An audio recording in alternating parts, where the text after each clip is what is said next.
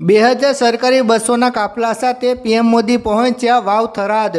મિત્રો, વડાપ્રધાન નરેન્દ્ર મોદી આજે એક દિવસીય ગુજરાત પ્રવાસે છે।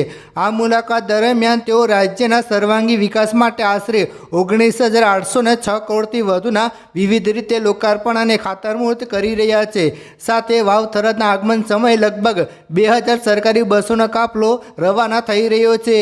વડાપ્રધાનના પ્રવાસમાં કેન્દ્ર અને રાજ્ય સરકારના સંયુક્ત સહયોગથી પરિવહન, ઉર્જા, આરોગ્ય અને ટેકનોલોજી ક્ષેત્રે મોટો ફેરફાર જોવા મળશે। 109 કિમી લાંબો અમદાવાદ ધોલેરા એક્સપ્રેસવે ખુલ્લો મુકાયો। મિત્રો, આ પ્રવાસનું સૌથી મોટું આકર્ષણ અમદાવાદ ધોલેરા ગ્રીનફિલ્ડ એક્સપ્રેસવે હતું। 5,100 કરોડના ખર્ચે નિર્મિત એક્સપ્રેસવેને કારણે હવે અમદાવાદથી ધોલેરાનું અંતર માત્ર 45 મિનિટમાં કાપી શકાશે।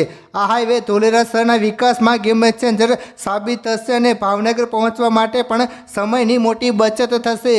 સાણંદમાં ચિપ ક્રાંતિ। મિત્રો, ગુજરાત હવે વિશ્વના સેમિકન્ડક્ટર નકશા પર મજબૂત રીતે ઉભરી રહ્યું છે। પીએમ મોદીએ સાણંદમાં કેન્ચલ સેમિકોટમાં OSAT પ્લાન્ટનું ઉદ્ઘાટન કર્યું હતું। આ પ્લાન્ટમાં દરરોજ 60 લાખ ચિપ્સનું પ્રોડક્શન થશે। નોંધનીય છે કે ગુજરાતમાં મંજૂર થયેલા આ 4 પ્લાન્ટ પૈકીનો આ બીજો કાર્યરત પ્લાન્ટ છે, જે હજારો યુવાનો માટે રોજગારીની તકો ઊભી કરશે। પશુપાલન આધ્યાત્મિક વારસો। મિત્રો, બનાસકાંઠાના વાવ થરાદ ખાતે પીએમ મોદીએ બનાસ ડેરી દ્વારા નિર્મિત દેશના સૌથી મોટા પશુવર્ધન અને સંશોધન કેન્દ્રનું લોકાર્પણ કર્યું છે। 325 કરોડના ખર્ચે બનેલા આ સેન્ટરમાં અદ્યતન IVF ટેકનોલોજીથી પશુઓની ઓલાદ સુધારવામાં આવશે। મ્યુઝિયમ અને સંસ્કૃતિ। મિત્રો, પીએમ મોદીએ ગાંધીનગરના કોબા તીર્થમાં સમ્રાટ સંપ્રતિ મ્યુઝિયમનું લોકાર્પણ કર્યું। સાથે જ પાટણની વિશ્વવિખ્યાત રાણીની વાવ ખાતે પ્રવાસીઓ માટે ખાસ 3D મેપિંગ શોને પણ ખુલ્લું મુકાયું છે।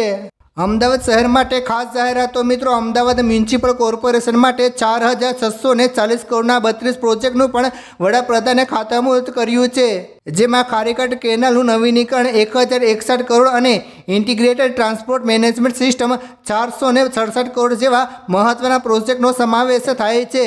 2000 સરકારી બસોનો કાફલો। મિત્રો, કલેક્ટરના હુકમથી એસટીની 2000 બસોને રૂટ પરથી હટાવીને સભાના કાર્યકરો અને લોકોને લાવવા મૂકવા માટે જોતરી દેવામાં આવી છે, જેના કારણે સામાન્ય મુસાફરોને વિદ્યાર્થીઓને ભારે હાલાકી ભોગવવી પડી હતી। શિક્ષકોની ડ્યુટી મંડપમાં। મિત્રો, શિક્ષણનું સ્તર સુધારવાને બદલે 4,374 મહિલા શિક્ષકોને VIP બેઠકો સંભાળવાની જવાબદારી સોંપાઈ। શું ગુરુઓના કામ હવે રાજકીય સભાઓમાં મહેમાનગતિ કરવાનું રહ્યું છે? બીજું કંઈ નહીં। તિજોરી પર કરોડોનો બોજ। એક અંદાજે સરકાર આ ખર્ચના આંકડા ક્યારેય જાહેર કરતી નથી, પરંતુ ગણિત માંડીએ તો આખે અંધારે આવી જાય છે। પરિવહન ખર્ચ। બસોનું ભાડું અને ડીઝલ મળીને અંદાજે 2 થી 4 કરોડનો ખર્ચ। ભોજન પાણી। 1 લાખ લોકો માટે નાસ્તો અને પાણીની વ્યવસ્થા પાછળ 1 કરોડ સુધીનો ખર્ચ થાય છે। મિત્રો, તમને શું લાગે છે? આ બધો ખર્ચ સરકાર સામાન્ય જનતા પાસેથી મેળવશે કે સરકાર ખુદ પોતે ખર્ચો કરશે? તમને શું લાગે છે? હા કે ના લખીને નીચે કમેન્ટ જરૂર કરજો અને જેમ બને તેમ આ વિડીયો શેર કરો, લોકોને દેખાડો, જેથી કરીને બધાને જાણ થાય। ધન્યવાદ।